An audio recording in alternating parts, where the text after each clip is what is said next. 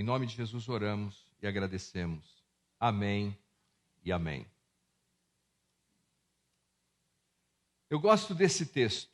Um texto simples, citado por várias pessoas, já deve estar instagramável, nas redes sociais. Ele diz assim: se a nossa maior necessidade fosse informação, Deus teria enviado um educador.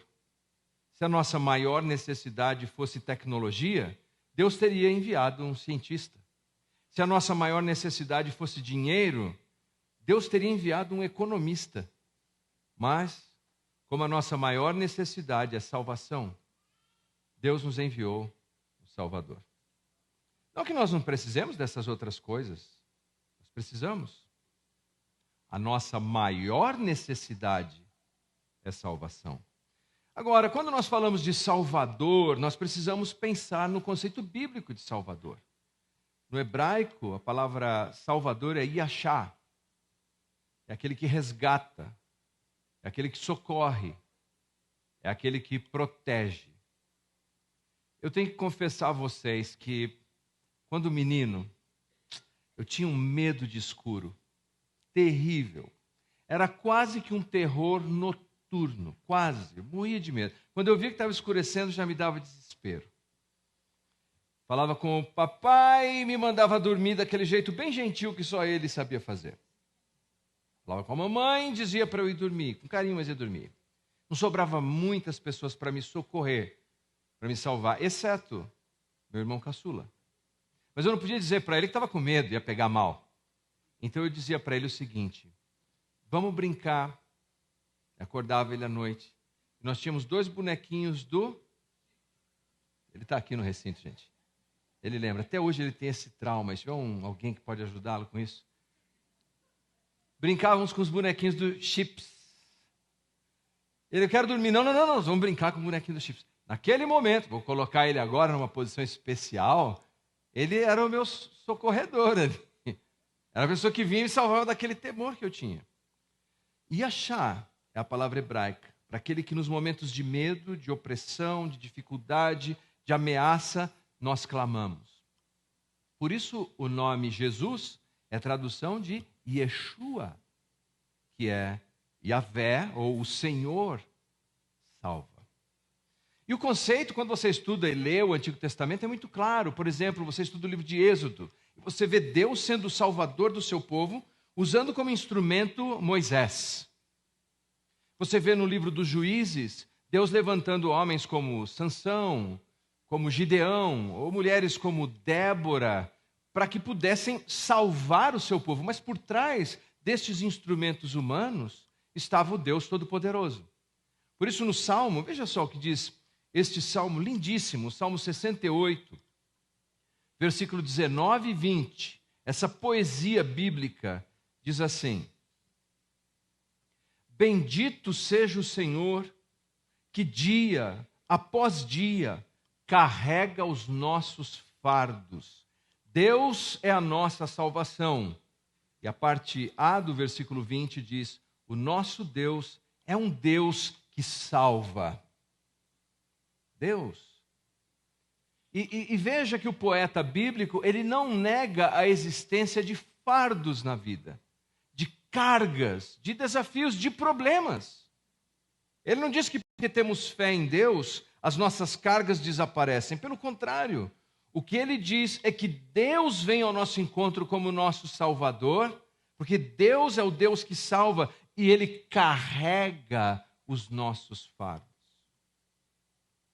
Há momentos na vida que nós passamos e pensamos: puxa, eu não sei como eu sobrevivi isso. Não tem? Você fala: eu não sei como eu consegui sobreviver àquela situação. Porque Deus carregou o seu fardo. Deus esteve com você carregando o seu fardo. Ele estará sempre com você carregando o seu fardo, porque Deus é o Deus que salva. Então, desses conceitos presentes no Antigo Testamento, do Deus que vem, protege, liberta, redime, socorre, criaram essa grande expectativa, baseada na mensagem profética, de que um dia Deus enviaria o Salvador. Artigo definido, masculino, singular. O Salvador. Chamado no Antigo Testamento de Messias. O ungido. No Novo Testamento chamado de Cristo. Ungido, mesma coisa. Mas eles começaram a esperar. Imagine, você ouvir isso. Não, vem um socorredor, vem um salvador. Vem alguém que encarna essa salvação do Deus que salva. E aí você espera. Acho que mês que vem está aí. Mas não vem. O ano que vem está aí e não vem. E esse povo, o povo de Israel, eles esperaram por séculos. Era como se um pai dissesse assim: filho, não veio na minha geração, mas talvez venha na sua. Mas nós, seres humanos, somos complicados. Com o passar dos anos, eles foram deixando de crer, de confiar que esse Messias viria. Inclusive, nós sabemos que chegou um determinado momento na história que eles escolheram um Idumeu, que era um descendente de Esaú, e colocaram no trono de Israel, o nome dele é Herodes o Grande, e disseram: olha, quer saber, aquelas profecias todas estão se cumprindo nele.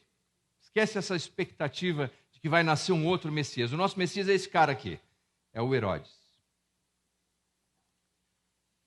Como hoje, nos nossos dias, muitas pessoas falam: eu ouço esse negócio que Jesus vai voltar, ó.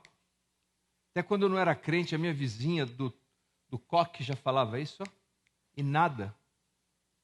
Mas sabe, assim como naquela época, depois de o último livro da Bíblia, da nossa Bíblia, Malaquias, quem tinha aquelas Bíblias mais antigas vai lembrar que entre Malaquias e Mateus tinha uma página branca ali no meio. Lembram disso? Aquela página branca representava um período da história chamado 400 anos de silêncio. Porque Deus não falou por meio de profetas, por revelação ou anjo. E o povo dizendo: acho que não vai mais.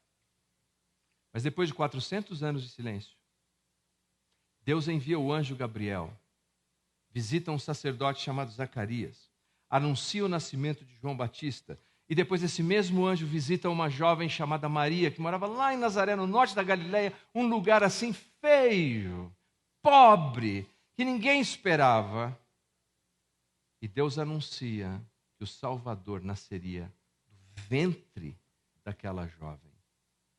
Muitos vão se surpreender, porque um dia o Jesus que veio a primeira vez cumprindo a profecia voltará novamente aqui nessa terra.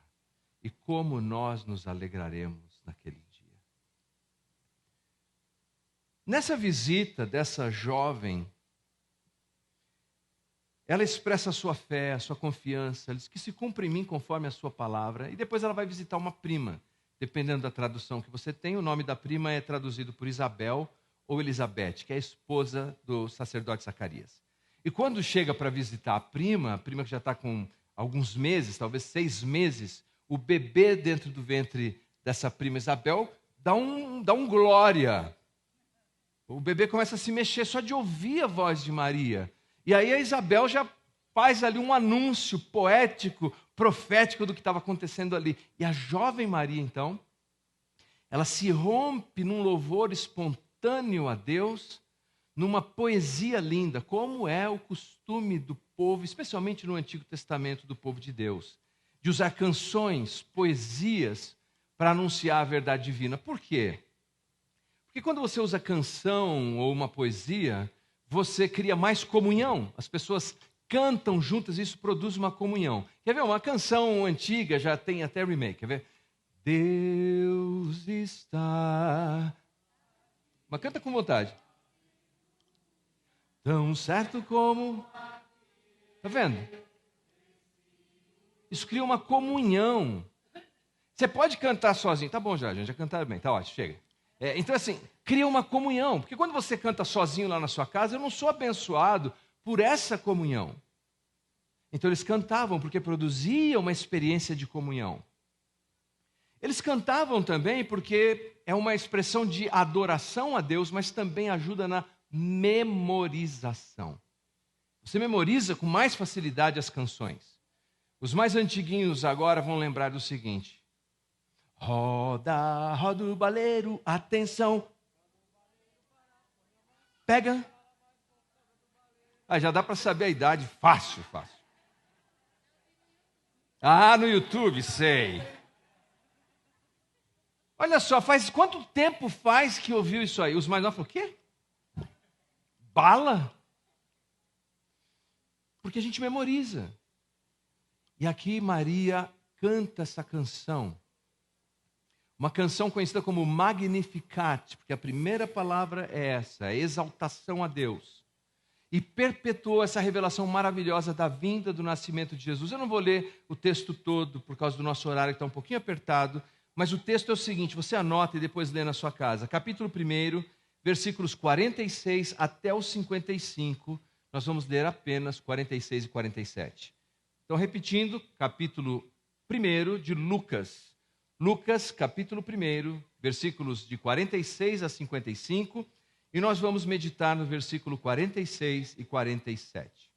Diz assim a palavra de Deus: A minha alma engrandece ao Senhor, e o meu espírito se alegrou em Deus, meu Salvador, porque contemplou na humildade da sua serva. Apenas nesse trecho, que é uma canção riquíssima, mas apenas nesse trecho, apenas nesses 2 versículos, nós aprendemos sobre a grandeza do nosso Salvador, a necessidade do Salvador e a alegria no Salvador. Vamos começar com a grandeza do Salvador. Ela começa dizendo: a minha alma engrandece ao Senhor. Engrandece. Megaluno é a palavra, megaluno. Essa canção, que a primeira palavra do latim é magnificat, é magnífico, é grande, é transbordante o meu Salvador, é imenso o meu Salvador. Meu professor de seminário disse assim: Leandro, quando você for um pastor, você tem que lembrar que algumas vezes vão promover na igreja almoços e cada irmã vai levar um prato. Certifique-se de que você comeu um pouquinho de cada prato. Porque as irmãs vão procurar você, que será um pastor, e elas vão perguntar: você comeu aquele prato que eu fiz? Estava bom aquele prato? Ele falou: então você pega um pouquinho de cada e come de todos eles, para você poder responder essa pergunta. Esse professor nunca esteve nos almoços da igreja bíblica. Foi impossível fazer isso aqui. Porque quando você olha no nosso buffet, ele é magnífico, é transbordante, é tanta abundância que eu vou tentando, porque eu estou condicionado há 30 anos fazendo isso. Pedacinho, pedacinho, pedacinho. Aí, ao invés dos irmãos ficarem felizes que o pastor vai comer um pouquinho de cada que a irmã preparou, diz: olha como é guloso, olha lá, olha o tamanho do prato dele. Porque é magnífico, é engrandecido, é abundante, é uma fartura. Quando ela usa essa palavra, dizendo assim, a minha alma engrandece ao Senhor, ela está dizendo, a minha alma reconhece a grandeza do meu Salvador. Ele é magnífico, que nele há fartura, sobeja, ele é mais do que eu preciso. O teu Salvador, Jesus, é mais do que você precisa. Jesus é mais do que você precisa. Jesus é mais do que você precisa.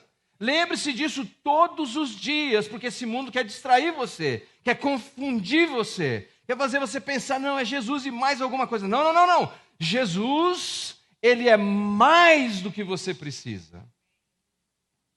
Isso nos faz lembrar do seguinte, que no Antigo Testamento, ao longo dos anos, os judeus, os israelitas, então, foram reduzindo a compreensão que eles tinham de Deus, foram reduzindo. E para eles, Deus virou apenas um objeto, uma espécie de amuleto local exclusivista, quase que um Deus bairrista, de um único local, apenas aqui de Israel. Equivocados, porque Deus elegeu Israel, abençoou Israel, deu os seus oráculos, as suas promessas, com o objetivo de que eles fossem um povo missionário. E nós chamamos isso em missões, e temos um casal de missionários nessa manhã, muito obrigado pela presença de vocês, de missões centrípeta. Quer dizer o seguinte, o mundo inteiro vinha até aquele lugar para poder conhecer do Deus de Israel. Quando eu estive em Toronto, me disseram que o nome Toronto significa lugar de encontro. Israel era para ser assim. Era para ser um lugar de encontro que todos aqueles que desejassem conhecer a Deus, encontrar a Deus, pudessem ir até lá e aprender de Deus com eles, mas o que eles fizeram? Ao longo dos anos foram reduzindo Deus, como um pequeno amuleto pertencente apenas, exclusivamente a eles. Então a igreja faz missões centrífuga. A igreja sai pelo mundo afora, anunciando a gloriosa mensagem de Jesus. Quando ela diz, a minha alma engrandece ao Senhor, é que ela reconhece que esse Deus é um Deus salvador, eficiente e suficiente. Deus é suficiente para cumprir o seu propósito. O que você precisar, há suficiência em Deus. E Deus é eficiente porque quando Ele se propõe a salvar, Ele salva. A obra de Deus não fica pela metade. Ele cumpre, Ele salva. No ano de 1940, lá em Washington, num lugar chamado Tacoma Narrows, eles fizeram uma ponte. Era uma ponte suspensa, era uma beleza da engenharia da época, com todos aqueles cabos. Mas a ponte não foi nem eficiente, nem suficiente. Porque quando veio um vendaval, ela começou a balançar de tal maneira, apesar dos cabos, que deram até um apelido, galope do cavalo. Porque ela começou a ficar em posição vertical. E então aquele movimento repetido fez com que os cabos rompessem. E no mês de novembro de 1940, aquela ponte, depois de alguns meses tendo sido feita, sucumbiu. Graças a Deus não teve vítimas, com uma exceção. Uma pessoa deixou um cachorro no carro e esse cachorro morreu. Quem que deixa o cachorro no carro, né? Que cachorrada. Aquela ponte não foi construída de modo suficiente para suportar aqueles ventos, aquela alteração climática. E aquela ponte não foi eficiente para garantir que quem estava de um lado e precisava passar para o outro chegaria lá. Lembre-se disso. Minha alma engrandece ao Senhor, minha alma reconhece a grandeza do meu Salvador, porque Ele é suficiente, Ele é eficiente. Aleluia. Esse é o seu Salvador. E quando nós falamos de Natal, nós falamos de nascimento, do cumprimento do nascimento deste Salvador, que é grande, suficiente, eficiente. Segundo, ela fala da necessidade do Salvador. Ela diz assim: o meu espírito se alegrou em Deus, meu Salvador. Quando nós estudamos um pouco sobre Maria, não resta dúvida de que ela é uma pessoa notável. Uma pergunta aqui.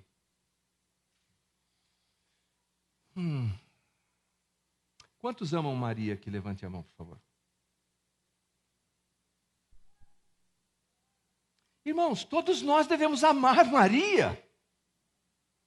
Todos nós devemos amar Maria. Ela é a mãe do Salvador, é a nossa companheira de fé, é um exemplo notável.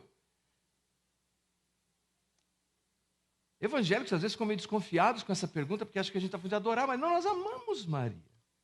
Veja só. Quando estudamos, nós realmente ficamos impressionados, porque ela é uma pessoa notável. Veja só, em Lucas 1,38, nós vemos a sua fé e obediência. Adolescente ainda, jovenzinha, ela diz que se cumpra em mim conforme a sua palavra. Submissão e obediência. A capacidade dela de compor o Magnificat, que lemos há pouco um trecho no capítulo 1, se você ler depois na sua casa, eu encorajo, ele é recheado de textos do Antigo Testamento. Ela tem uma compreensão teológica profunda e ampla, admirável. Mais do que isso, depois do ministério público de Jesus, ela estava presente no primeiro sinal de Jesus. O casamento, transformar água em vinho, e até que ela deu uma forcinha. Vai lá, fala com ele, né? Faz tudo que ele mandar. Quando Jesus foi crucificado, ela estava aos pés da cruz, não fugiu não. E quando os discípulos se reuniram no cenáculo para orar, pedindo a vinda do Espírito Santo, aguardando a inauguração da igreja, ela também estava lá. É notável.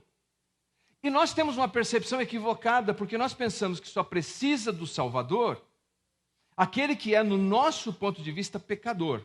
Ah, é uma prostituta, é um ladrão, é um vendedor de drogas, ele precisa do Salvador, esse aí precisa se converter. A gente diz, só Jesus na causa.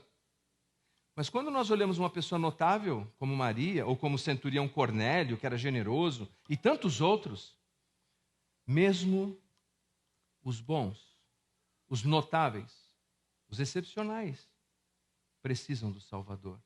E ela reconhece, ela diz: minha alma engrandece ao Senhor, o meu espírito se alegra em Deus, o meu Salvador. Mesmo ela sabia da necessidade do Salvador, que é Jesus. Então o ponto é que se ela precisava, com toda essa notabilidade de um Salvador, nós não precisamos? Nós deveríamos toda manhã clamar pelo Salvador, nós precisamos dele. Nós deveríamos todos os dias clamar pelo Salvador, nós precisamos dele. Deveríamos meditar na palavra do Salvador, porque nós precisamos dele. Terceiro, só um parênteses. Lembra do Russell Shedd, Augusto? Lembra do Shedd?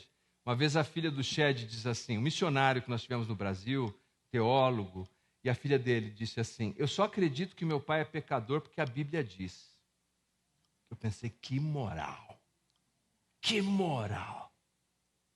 Mas se você conversasse com o Shedd, ele dizia da necessidade como a graça de Cristo o alcançou. Se você chegasse a Maria e perguntasse sobre o Salvador, ela diz: a minha alma se alegra em Deus, o meu Salvador. Nós precisamos do Salvador. E há circunstâncias na vida que nós precisamos entender isso.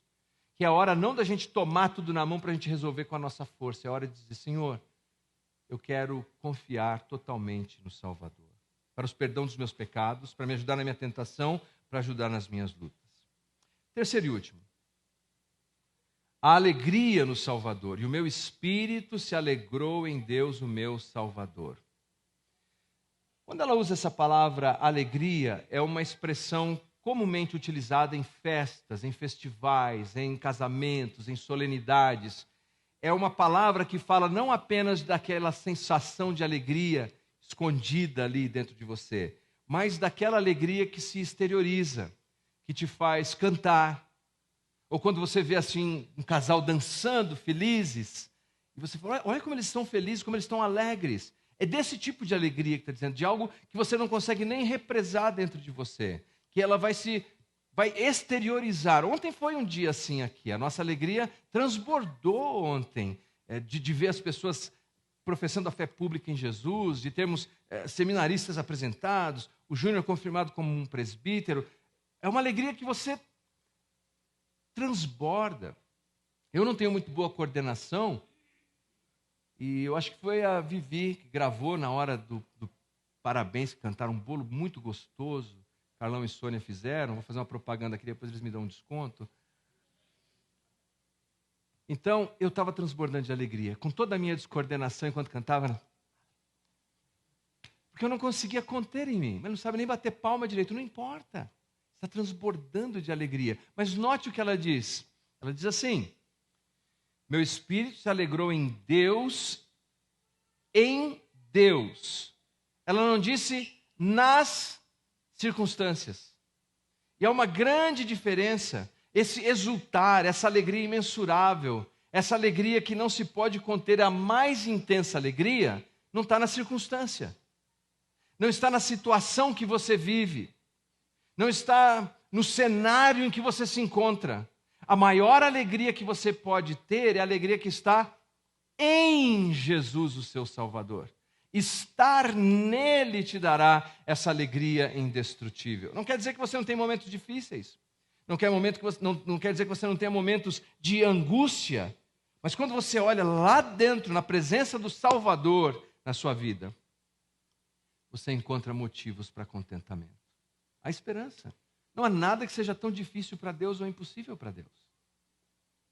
Então, se você chegou numa fase, hoje está terminando o ano, e você está meio down, e às vezes tem gente que olha para essa época do Natal e fica muito chateado, triste. Eu não vou passar o Natal com fulano, com cicrano, a pessoa que eu queria que tivesse morreu. Mas nós estamos olhando para o lugar errado. Porque a grande alegria do Natal não são as circunstâncias, embora seja um grande prazer ter pessoas amadas à nossa volta, embora seja muito bom cantar aquela canção saúde para dar e vender, dinheiro no bolso, é isso, né? Muita saúde. Tudo isso é bom, mas a grande razão da minha alegria é estar no meu Salvador. Como é que está o seu relacionamento com Jesus? Então, quando você vê decorações, você vê o shopping lotado, você ouve músicas natalinas, lembre-se, o final de tudo não é isso. É estar nele, é estar no Salvador. É isso que nós comemoramos. Quando Jesus nasceu, anjos cantaram no céu, pastores celebraram nas colinas, sábios cruzaram estradas tomados de alegria. Simeão, um senhor idoso, estava no templo aguardando a sua salvação com alegria. Ana, uma viúva piedosa e profetisa, estava ali aguardando para celebrar a Jesus.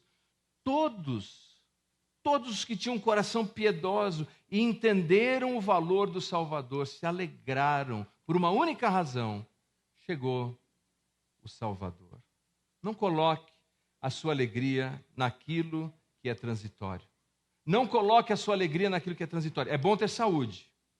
Doutor Luiz, é bom ter saúde, a gente corre lá, o senhor nos ajuda até. Mas a saúde é transitória. Se a sua alegria é só na saúde, não coloque só a sua alegria do seu casamento quando está indo bem, porque é transitório, tem altos e baixos, é uma montanha russa. Não coloque a sua alegria só na estabilidade econômica, ela tem altos e baixos. É o galope do cavalo, é a ponte que não se sustenta. Mas se você colocar a sua alegria em Jesus, a sua alegria será indestrutível. Vão vir momentos difíceis, é verdade, dificuldade, mas você vai dizer, não, mas eu confio no meu Salvador. Eu sei em quem tenho crido. Vamos colocar em pé. O nascimento de Jesus, o nosso Salvador, é a fonte da nossa alegria, acima das nossas circunstâncias, porque o nosso Salvador é Jesus.